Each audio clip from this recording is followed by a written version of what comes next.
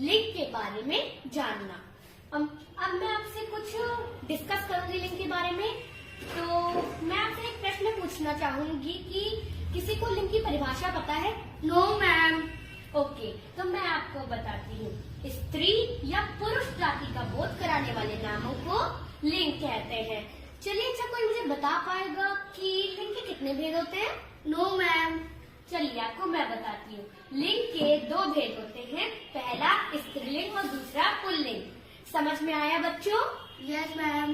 Okay, चलिए अब उदाहरण देखते हैं। तो कोई मुझे बता पाएगा राजा का स्त्रीलिंग क्या होगा? रानी।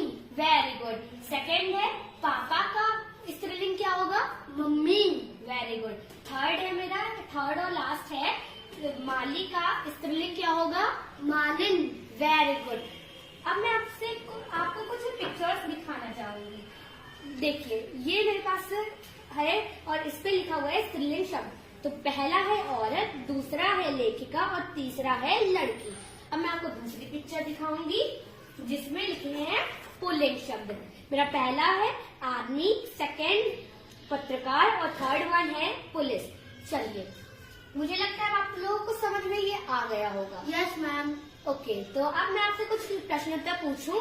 Yes ma'am. ओके, सो मेरा पहला प्रश्न है, कोई मुझे लिंग की परिभाषा बता पाएगा? Yes ma'am. स्त्री या पुरुष जाति का बोध कराने वाले नामों को लिंग कहते हैं। Very good.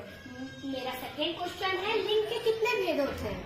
लिंग के 2 भेद होते हैं, स्त्रीलिंग हाँ, और पुल्लिंग। Very good. अब मेरा लास्ट क्वेश्चन है, आपको मुझे कुछ, मैं पुल्लिंग शब्द आपको बताऊंगी और आपको मुझे उसके स्त्रीलिंग बताने होंगे।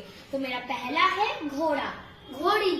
Very good. मेरा सेकंड है राजकुमार, राजकुमारी। Very good. चलिए, अब मैं आपसे पूछूंगी कि आज हम लोग ने किस विषय के बारे में चर्चा की है?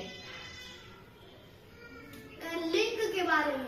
Very good. चलिए, आप लोग अपना होमवर्क देखते हैं। आज का हमारा हिंदी का होमवर्क है स्त्रीलिंग और पुल्लिंग के 5 उदाहरण लिखिए।